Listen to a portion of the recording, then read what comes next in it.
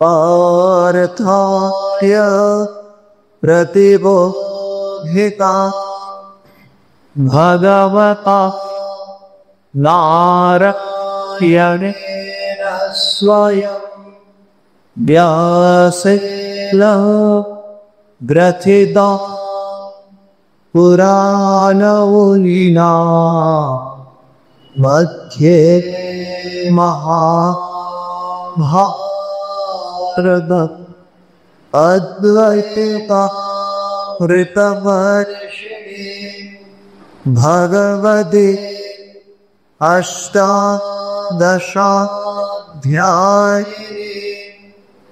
अम्ब त्वा अनुसन्नधा भगवद्गीते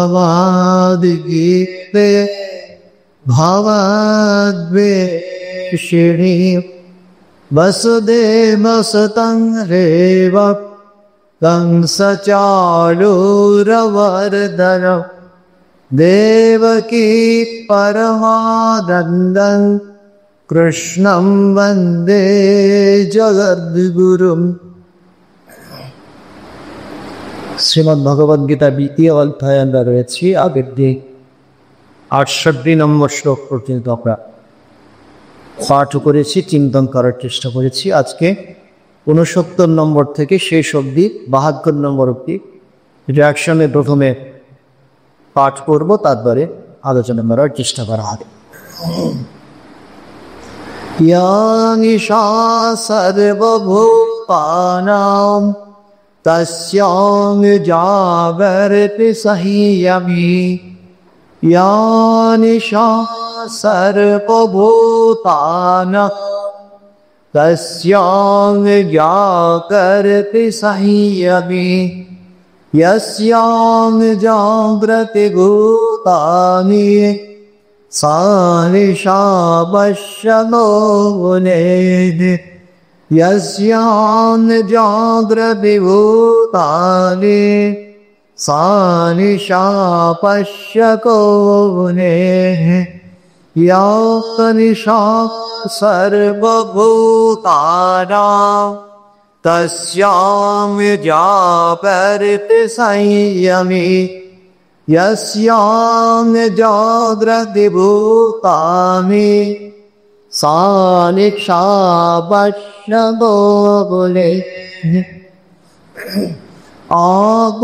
आपूर्यमाणं वचनप्रतिष्ठं समुद्रमापः प्रविशन्ति यद्वत् आपूर्यमाणं वचनप्रतिष्ठं समुद्रमापः प्रविशन्ति यद्वत् तद्वत् कायं प्रविशन्ति सर्वे सशान्तिमाप्नोति न कामनापि तद्वत् कामं प्रविशन्ति सर्वे सशान्तिमाप्नोति न कामनापि आपूर्यमाणं वचनप्रतिष्ठं समुद्रमापः प्रविशन्ति यद्वत् तद्वत् कायं प्रविशन्ति सर्वे सशान्तिमाप्नोति न कामनापि विहाय कामान् यः सर्वान् पुमांश्चरति स्पृहः विहाय कामान् यः सर्वान् पुमांश्चरति स्पृहः निर्ममो निरहङ्कारः स शान्तिमधिगच्छति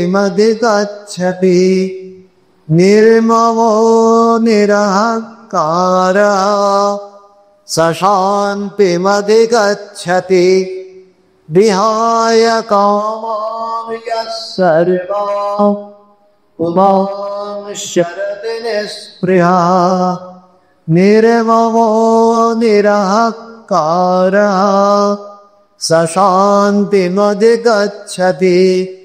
एषा ब्रह्मे स्थितिः पार्थ नैनां प्राप्यते मुह्यते एषा ब्रह्मे स्थितिः पार्थ नैनां प्राप्यते मुह्यते सिद्ध्वा स्यामन्तका देवी ब्रह्मनिर्वाणमृच्छति सिद्ध्वा स्यामन्तका देवी ब्रह्मनिर्वाणमृच्छति एषा ब्रह्मे स्थितिः पार्थ नैनां प्राप्यते मुह्यते सिद्ध्वा स्यामन्तका देवी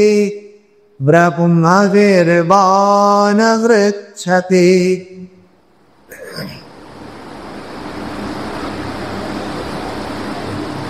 আগের দিন আমরা যেখানে শেষ করেছিলাম 68 নম্বর শ্লোক, তস্মাদ যস্য মহাবাহো নিগৃহীতানি সর্বশঃ ইন্দ্রিয়াণীন্দ্রিয়ার্থেভ্যঃ তস্য প্রজ্ঞা প্রতিষ্ঠিতা। এটা প্রজ্ঞার লক্ষণ বর্ণনা করা হচ্ছে। হে মহাবাহ, যার ইন্দ্রিয়গণ শব্দাদি পঞ্চ বিষয় হতে সর্ব প্রকারে প্রতিনিবৃত্ত হয়েছে, তিনি প্রজ্ঞাতে প্রতিষ্ঠিত, অর্থাৎ তিনি স্থিতপ্রজ্ঞ।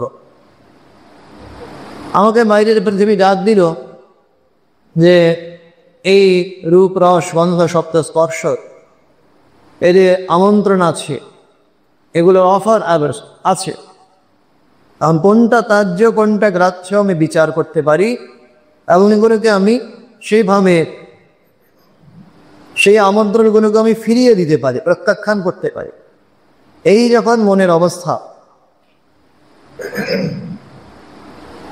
স্বামীজি বলছেন আমি একটা ফুল গাছে পাশ দিয়ে যাচ্ছি না, ফুলের ঘ্রাণটা আমি নেব কি নেব না সেই স্বাধীনতা আমার রয়েছে।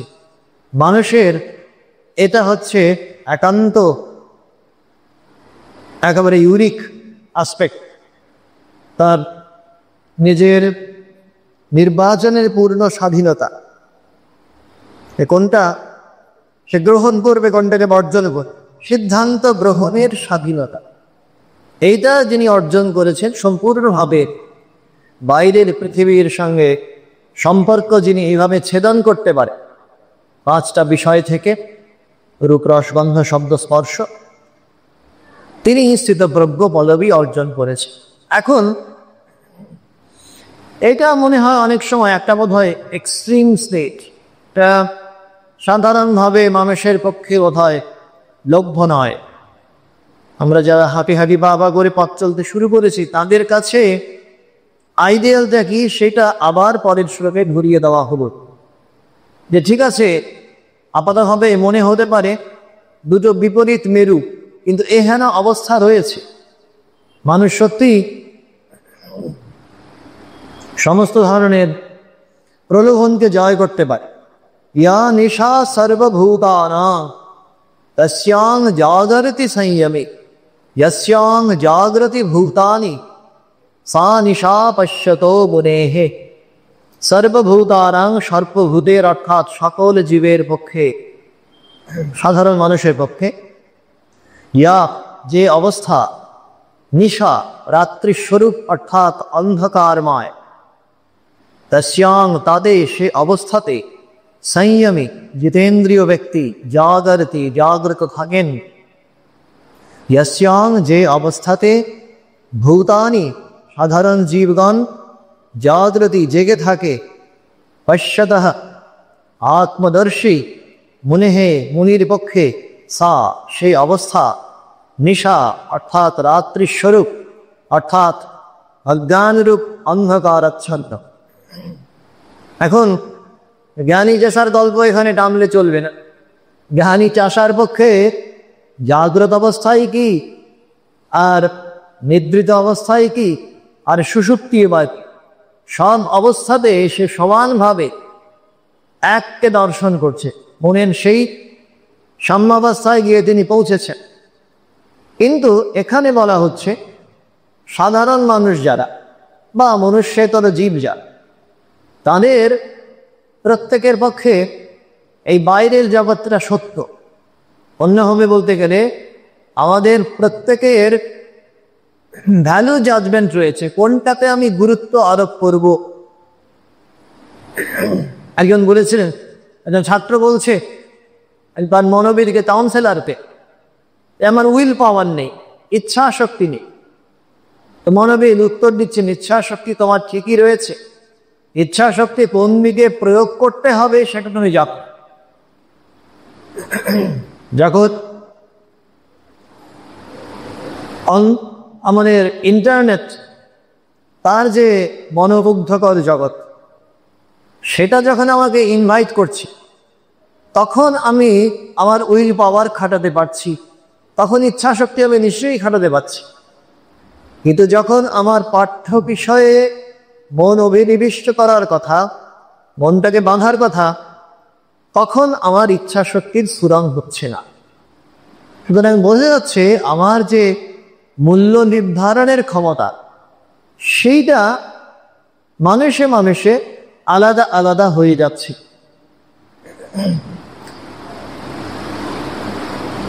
তো সেই কারণে ওই সাধারণ মানুষের প্রসঙ্গটি নিয়ে প্রথমে বলা হচ্ছে, ইয়া নিশা সর্বভূতানা, যে অবস্থায় যে পৃথিবীকে আমরা সামনে দেখি এবং তার উপরে সর্বোচ্চ গুরুত্ব আরোপ করি বলেই আমাদের কেরিয়ার বিল্ডিং, আমাদের ভবিষ্যৎ নির্মাণ, তারপরে আমার সুখ স্বাচ্ছন্দ্যের বিধান করা, আমার অনুষঙ্গে আমার পরিজন যারা আছেন, স্বজন, তাদের সুখ স্বাচ্ছন্দ্যের বিধান করা, এগুলো এত গুরুত্বপূর্ণ মনে হয় ওই কারণে। কিন্তু স্বামীজি ওই যে গানটি গেয়েছিলেন ঠাকুরের কাছে মনোচল নিজ নিকেতনে, সেইখানেই একটি গানের একটি অংশে রয়েছে, পরপ্রেমে কেন হয়ে অচেতন ভুলিছ আপন জনে। কোনটা আমার পর আর কোনটা আমার আপন, সেই প্রশ্নের উত্তর আমরা জানি না। লালন ফকিরের গানেও আছে, আমার আপন খবর আপনার হয় না। ফলে এই বিচারের তারতম্য ঘটেই ঘটে।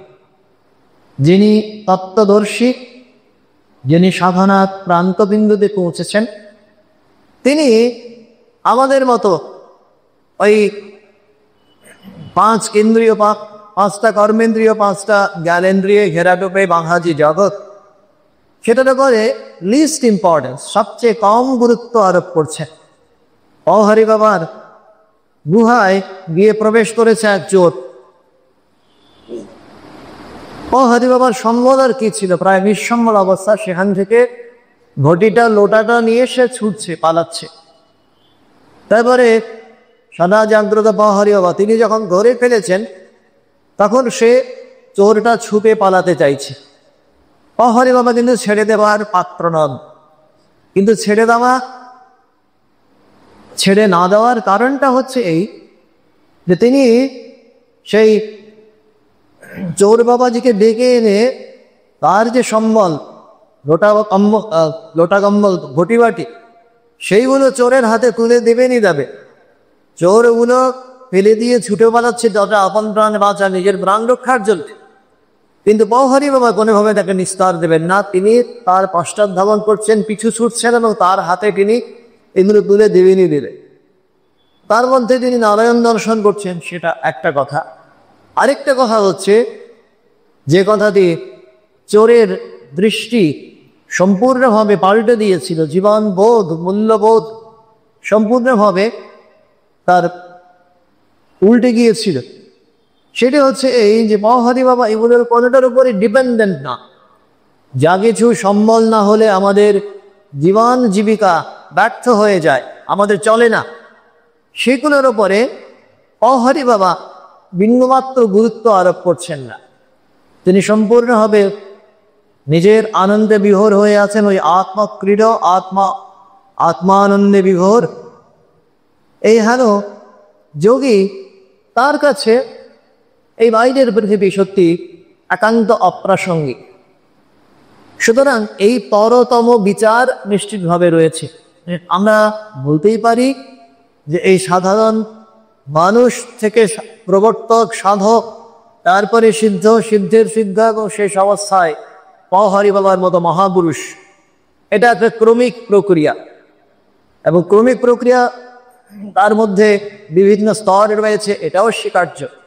কিন্তু এটা ঘটনা যে যে অবস্থায় সাধারণ মানুষ বা মনুষ্যেতর জন্তু যেগুলোর উপরে পরিপূর্ণভাবে নির্ভরশীল, সেগুলোকে যোগী পুরুষ, মহাপুরুষ ভিন্নমাত্র তিনি ওগুলোর উপরে নির্ভরশীল না, ওগুলোর উপরে গুরুত্ব আরোপ করেন না। তার মূল্যবোধের মানদণ্ড সম্পূর্ণ আলাদা। তিনি ভেতরে আনন্দ পেয়েছেন। ভগিনী দেবমাতা একবার শশী মহারাজকে, রামকৃষ্ণানন্দজিকে দেখাচ্ছে, দেখুন ওই যে আকাশে পড়ন্ত সূর্য, তার কি অপূর্ব বিভা, কি অপূর্ব সৌন্দর্য।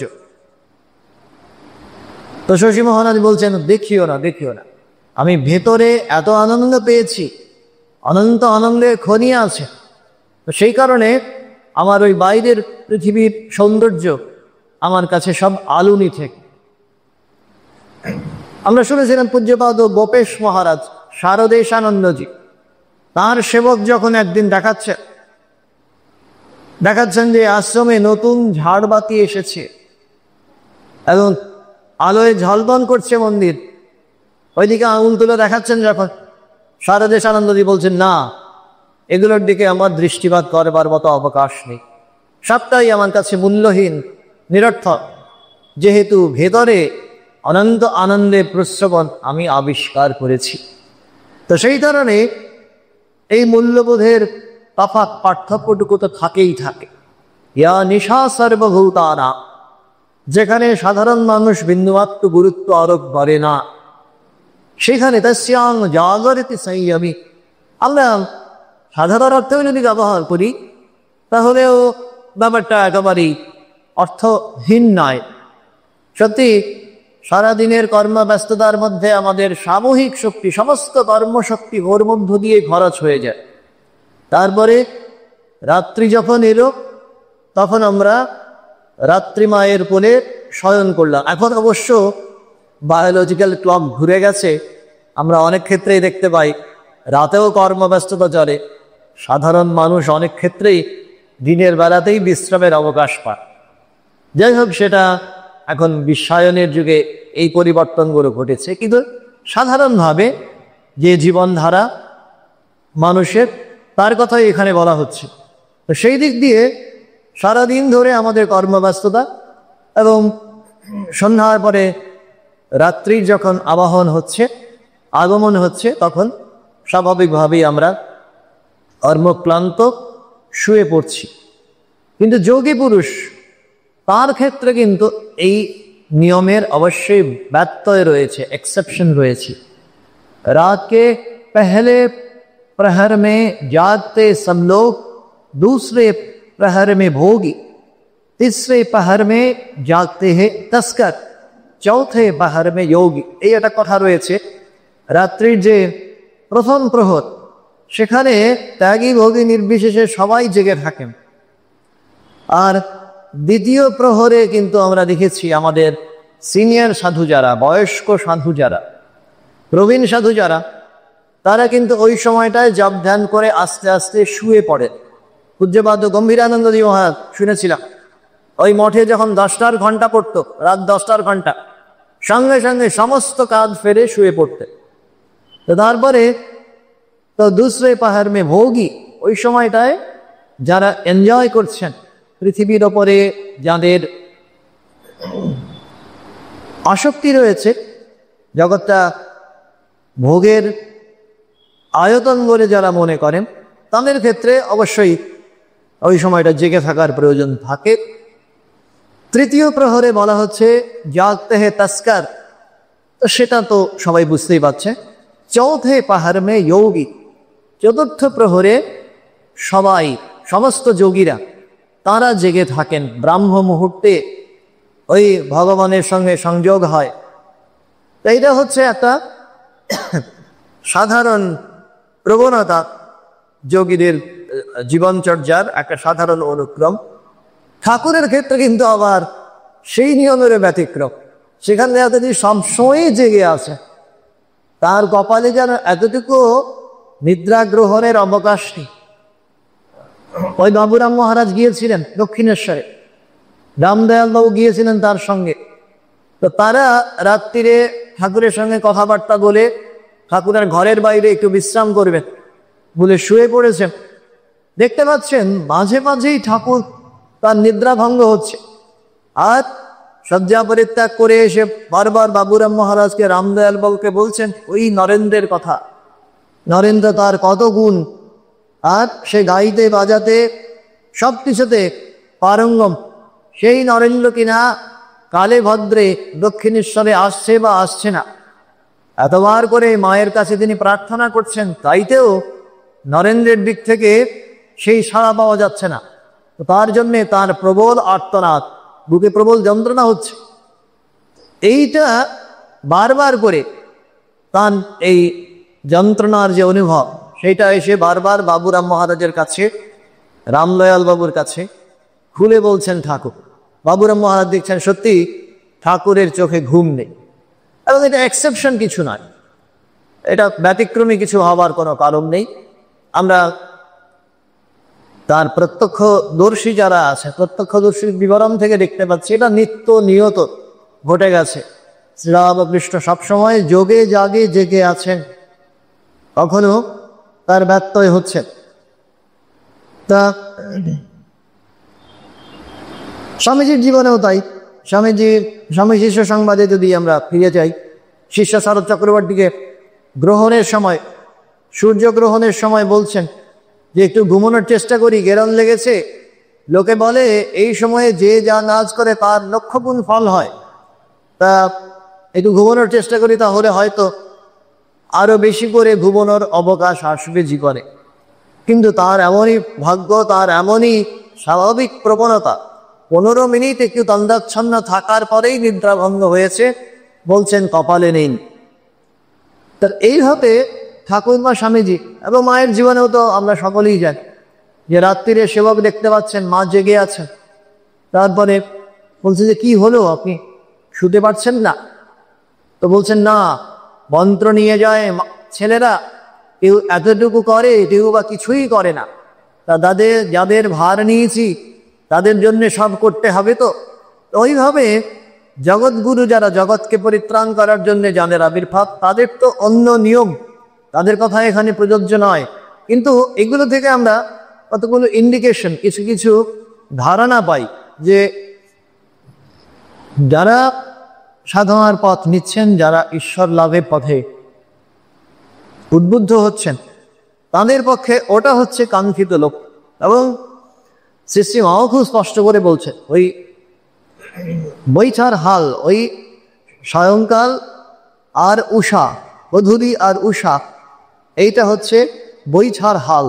এই সময়ে জপ খুব স্বাভাবিকভাবে হয়, মন খুব স্বাভাবিকভাবে শান্ত হয়ে আসে, এবং তার সুযোগ নেওয়া উচিত। এই কথাগুলো এরা বলেছেন। যাই হোক, এ বলার অর্থ হচ্ছে এই, সাধারণ মানুষ তাদের এক ধরনের চিন্তাধারা, জীবনধারা, কিন্তু যোগী পুরুষ যারা, তাদের ক্ষেত্রে জীবনের আদর্শ এবং নিয়ন্ত্রিত জীবন, সেটা সবটাই সম্পূর্ণ ভিন্নভাবে পরিচালিত হচ্ছে, নির্দেশিত হচ্ছে। যস্যান জাগ্রতি ভূতানি সা নিশা পশ্যতো বনেহে। সাধারণ মানুষ যেটাকে জীবনের ধ্যান জ্ঞান সর্বস্ব বলে মনে করছে, অর্থ উপার্জন, ওইটার জন্যে যখন ঠাকুরের কাছে সেই সুযোগ এসে উপস্থিত হচ্ছে, বলছেন জগৎটা যদি সত্যি বলে জানতাম তাহলে কামার বলতে উড়কে সোনা দিয়ে মুড়ে দিয়ে যেত। অথবা চিন্তা করা যাক, যখন মারোয়াড়ি ভক্ত লক্ষ্মীনারায়ণ সে ঠাকুরকে ওই সময়ে 10,000 টাকা, এই যুগে আমরা জানি না কত টাকা হতো, লক্ষ না কোটি, সে অঙ্ক করা খুব মুশকিল। তো সেই টাকা এনে ঠাকুরকে দিতে চাইছে, বলছেন বুকে যেন করাত চালিয়ে দিলে। তারপরে আবার মায়ের কাছে পাঠিয়েছিলেন মা সেটা ডিসকার্ড করেছেন, মা সেই প্রস্তাব গ্রহণ করতে পারেননি, বলছেন কেউ টাকা নেওয়া যাবে না, নিলে সেই টাকাটা তোমারই সেবায় দায়িত্ব হবে, সুতরাং তুমি টাকা নিতে পারবেন না, এটা বলেছেন। তো ঠাকুরের দিক থেকে আমরা যদি ভাবি, দেখতে পাচ্ছি যে এই অর্থ থেকে এভাবে শতহস্ত সবসময় দূরত্ব রক্ষা করেছে। পৃথিবী যেন কখনো আমার কাছে ধ্যান জ্ঞান হয়ে না দাঁড়ায়। এই প্রার্থনাও সেভাবে শিখিয়েছেন, মা তোমার ভুবন মোহিনী মায়ায় যেন মুগ্ধ না হই, দেহ সুখ চাই না মা, লোকমাননা চাই না মা। অথচ এইগুলোর জন্যই আমাদের সমস্ত প্রয়াস, সারা জীবনের এত যে চেষ্টা, competition, survival of the fittest, প্রতিদ্বন্দ্বিতা, যোগ্যতমের উদ্বর্তন, এত যে থিওরি উঠে এসছে, তার নেপথ্যে একটাই কারণ আছে। ওই বালক গদাধর দেখেছিলেন ছোটবেলায়, খুব বিশ্লেষণী মন ছিল, তো অ্যানালিটিক্যাল বেন্ট অফ মাইন্ড। দেখতে পাচ্ছেন পণ্ডিতদের সভায় এত যে বিতণ্ডা হচ্ছে, শাস্ত্র আলোচনা হচ্ছে, তার নেপথ্যে একটাই প্রপেলেন্ট ফোর্স, একটাই সেখানে শক্তি হিসেবে কাজ করছে। কে কার চেয়ে বেশি পণ্ডিত, কে কার চেয়ে কত বড় পণ্ডিত, সেটা তিনি নিজেকে প্রতিষ্ঠা করবেন, আত্মপ্রতিষ্ঠা। আমি সবার চেয়ে বেশি মান যশের অধিকারী, এইটা সর্বসমক্ষে প্রকাশ করার জন্যই এত কিছুর আয়োজন। এবং এটা বুঝে নিয়ে লীলা প্রসঙ্গকার শারদানন্দজি বলছেন যে বিশ্লেষণী মনের অধিকারী গদাধর তখনই ছোটবেলা থেকেই তিনি নির্ণয় করে নিয়েছে যে না, এই পথ আমার না। মানুষের এত যে চেষ্টা এই ধন জন জীবন যৌবন সম্ভব করার জন্যে, এই সবটাই তো ক্ষণস্থায়ী, আজকে আছে কালকে নেই। সুতরাং এর জন্যে আমি আমার শক্তি নিয়োজিত করতে পারি না। এইটা এত অল্প বয়সে বুদ্ধির উন্মেষ হয়েছে বা হয়নি আমাদের মতো করে চিন্তা করলে, এহেনা অবস্থায় গদাধর এমন সুস্পষ্টভাবে নির্ণয় করতে পারছে। তো সেটা নিয়ে তিনি পরবর্তীকালেও যখনই বিদ্বৎ সমাজে এসছেন, ডাক্তার মহেন্দ্র সরকারি হন বা দেবেন ঠাকুরই হন, তাদের সকলের সামনে অকুত ভয় শ্রীরামকৃষ্ণ। তিনি খুব স্পষ্ট করে বলে ফেলতে পারছেন কে কোন উদ্দেশ্যে চলছে এবং এর ফুলফিলমেন্টের পরিপূর্ণতা কিভাবে লাভ করা সম্ভব। মহেন্দ্র সরকারকে এত স্পষ্ট করে তিনি ভর্ৎসনা করতে পারেন, যেগুলো টাকা কড়ির পেছনে কেন তিনি পড়ে আছেন, এই কথাগুলো বলতে পারেন শ্রীরামকৃষ্ণ, কারণ তার দৃষ্টি সম্পূর্ণভাবে আবৃত্ত চক্ষু। ওই উপনিষদেই এই বিশেষণ অভিধা আমরা প্রয়োগ করতে শুনি ঋষিদের। আবৃত্ত চক্ষু, ইনওয়ার্ডলি ড্রন, সম্পূর্ণভাবে অন্তর্মুখীন তাদের দৃষ্টি। শ্রীরামকৃষ্ণ দেখাচ্ছেন আমাদের দৃষ্টি অন্তর্মুখীন হতে পারে। ইয়াস্যাং জাগ্রতি ভূতানি সা নিশা পশ্যত গুণেহ। ভোগ্যদ্রব্য হাতে পড়লে সঙ্গে সঙ্গে যন্ত্রণা হচ্ছে। স্বামীজি বলছেন education is the nervous association of ideas. যখনই ধাতব দ্রব্য কিছু সামনে এসে উপস্থিত হচ্ছে, সঙ্গে সঙ্গে বলছে ঝনঝন উপরে উঠছে, ভেতরটা কাঁটার মতো যেন ঠেকছে। তো সেই কারণে সিলভার কয়েন, রজত মুদ্রা যখনই রেখেছেন নরেন্দ্রনাথ, ট্রেডিং করে লাফিয়ে উঠেছেন শ্রীরামকৃষ্ণ। তার কারণটা হচ্ছে সা নিশা পশ্যত বনে, এটাকে বিষবৎ ত্যায্য বলে তিনি স্বীকার করেছেন। এবং যখন একবার সিদ্ধান্ত হয়ে গেছে, থুথু ফেলে দিয়ে আর থুথু চাটার কোনো প্রশ্ন, একবার সিদ্ধান্ত হয়ে যাওয়ার পর তার কোনো পুনর্বিবেচনার অবকাশ নেই। এইটা হচ্ছে শ্রীরামকৃষ্ণের মনের গতি প্রকৃতি, এবং এই অভিমুখেই আমাদের যাত্রা করতে হবে। আমাদের ভগবান অন্তত সেইটাই নির্দেশ করছেন। তো এটা যদি করা হয়, সাধকের যদি এটাই অভীষ্ট হয়, সিদ্ধ অবস্থায় মানুষ যেখানে গিয়ে পৌঁছয় সেটাকে সামনে রেখে লক্ষ্য স্থির করে সাধন যদি চলতে শুরু করেন, তখন তিনি তার প্রাপ্তিযোগ ঠিক কী হবে সেটা পরের শ্লোকে বলা হলো। আবুদীয়মানম অচল প্রতিষ্ঠম সমুদ্রমাপ প্রবিশন্তি যদ্বৎ তদ্বৎ কামার্যম প্রবিশন্তি সর্বে স শান্তিমাপ্নোপি ন কামকাবে। বলতে স্পষ্ট করে তিনি শান্তি লাভ করতেন। বাইরের পৃথিবীতে তার যেহেতু প্রাপ্তি অপ্রাপ্তিতে দোদুল্যমানতা কিছু নেই, পেন্ডুলাকায় প্রতিদিন দুলছেন না, একবার এদিকে একবার ওদিকে, একবার ভোগের দিকে আবার পরের মুহূর্তে ত্যাগের দিকে, এই ধরনের দোলন যেহেতু তার নেই, সেই কারণে সা শান্তি মাপনৌতি, তিনি শান্তি লাভ করবেন। এর একটা আশ্বাস বাণী শোনা গেল, অভয়বাণী শোনা গেল। তো তার সাথে এবার তুলনা করা হচ্ছে বা বর্ণনা করা হচ্ছে, কে লাভ করবেন শান্তি? বলছেন আপূর্যমাণম অচল প্রতিষ্ঠম যদবৎ, যেমন আপহ জলরাশি আপূর্যমাণম পরিপূর্ণ অচল প্রতিষ্ঠম স্থিরভাবে অবস্থিত সমুদ্রম সাগরে, স্থিরভাবে অবস্থিত সাগরে প্রবিশন্তি প্রবেশ করে, অথচ তাকে বিক্ষুব্ধ করতে পারে না। প্রবেশ করে অথচ তাকে বিক্ষুব্ধ করতে পারে না, মানে স্থিরভাবে অবস্থিত সাগর, যখন সাগর একেবারে কোনো তুফান নেই, সাইক্লোন নেই, সুনামি নেই, তরঙ্গের লেশ যেখানে নেই, প্রশান্ত রয়েছে যখন অবস্থা, তখন অনেক নদ নদীর জল তাতে এসে প্রবেশ করছে, কিন্তু তাতে সাগরের কিছু এসে যায় না, সাগর তাতে বিক্ষুব্ধ বা স্ফীত হয় না। তদ্বৎ কামায়ম প্রবিশন্তি সর্বে, বলছেন তদ্বৎ তেমনি সর্বে সমুদয় কামাহা বাসনারাশি, ইয়ম যে পুরুষে প্রবিশন্তি প্রবেশ করে, সহ তিনি শান্তিম আপনৌতি আত্যন্তিক শান্তি প্রাপ্ত হন। কামকামী না, বিষয়কামী পুরুষ মোক্ষরূপ সেই শান্তি লাভ করে না।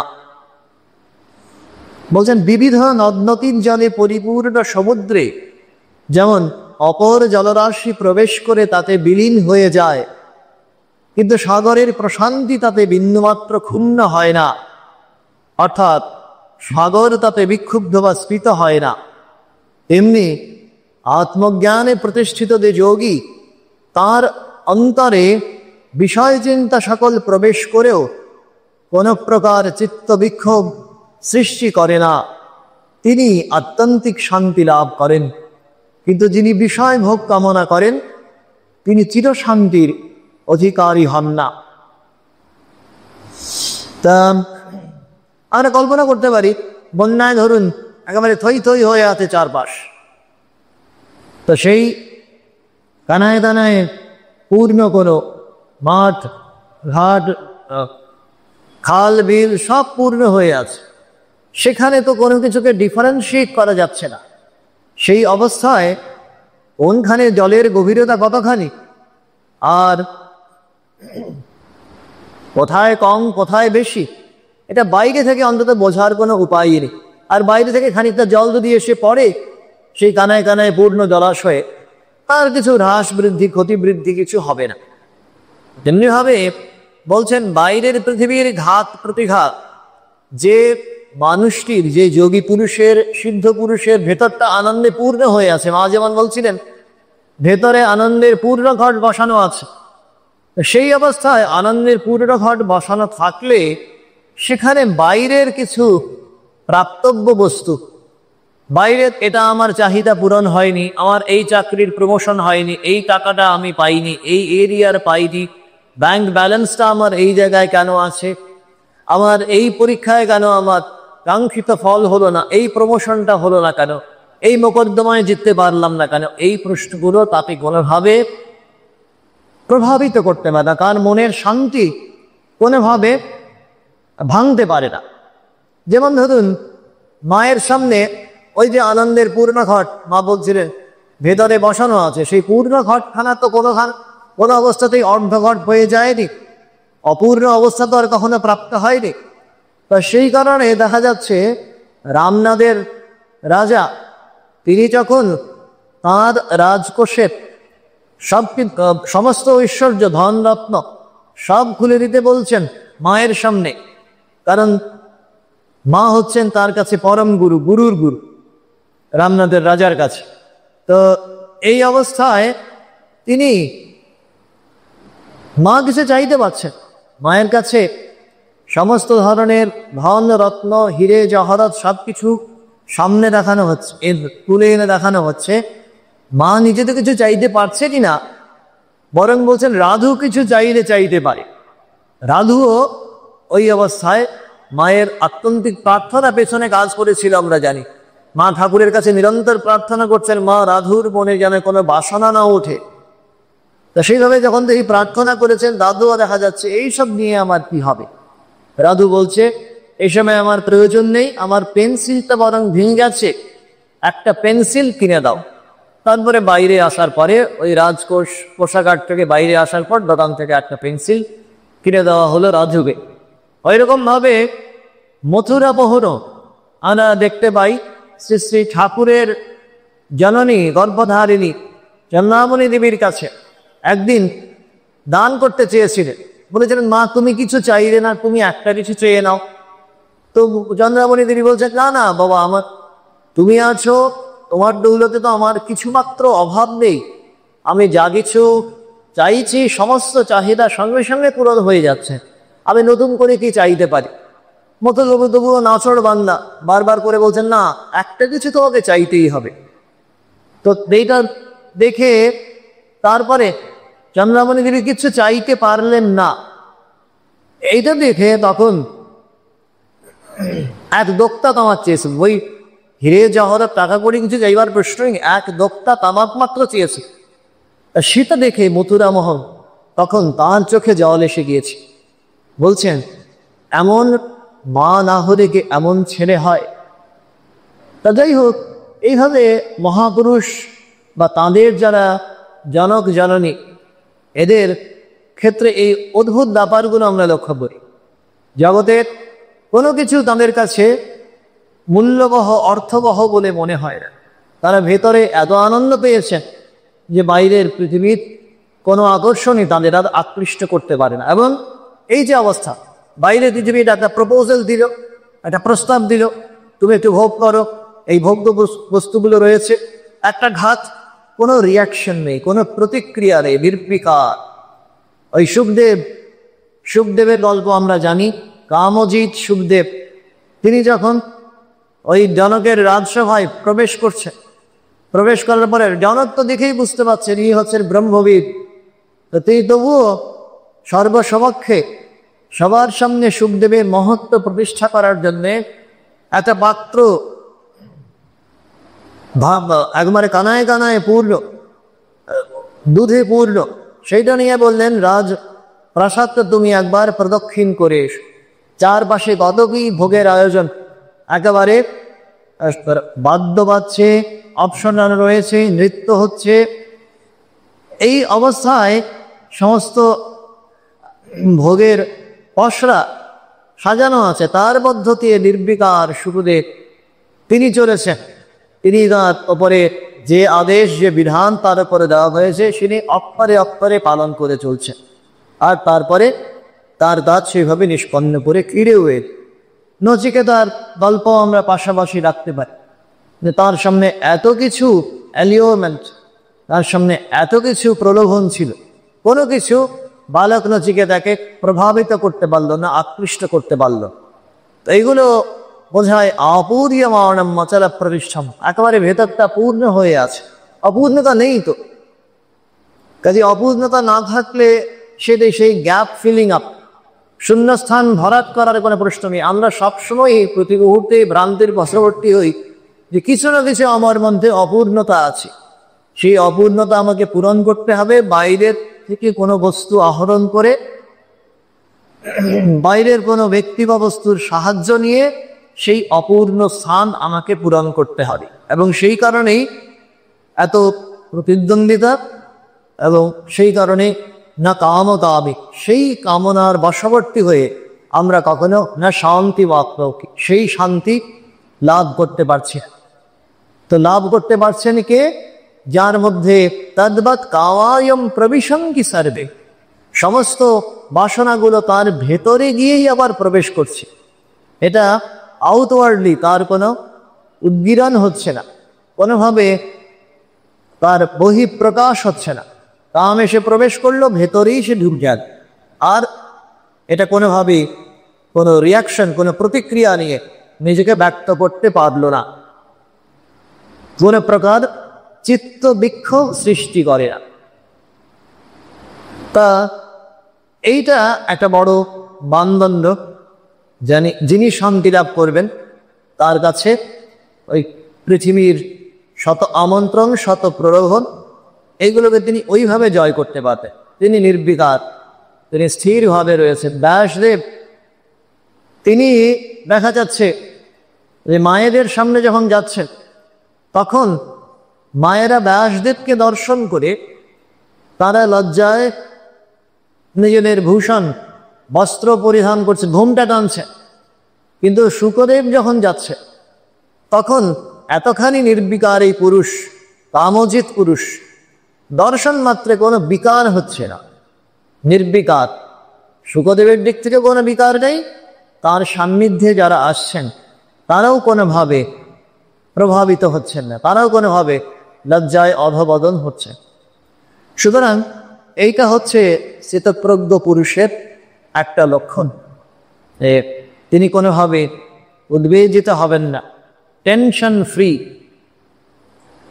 নারদীয়া ভক্তিসূত্রে একই ধরনের প্রশ্ন উত্থাপন করেছেন নারদ, নিজেই প্রশ্ন উত্থাপন করেছেন আর নিজেই উত্তর দিচ্ছেন।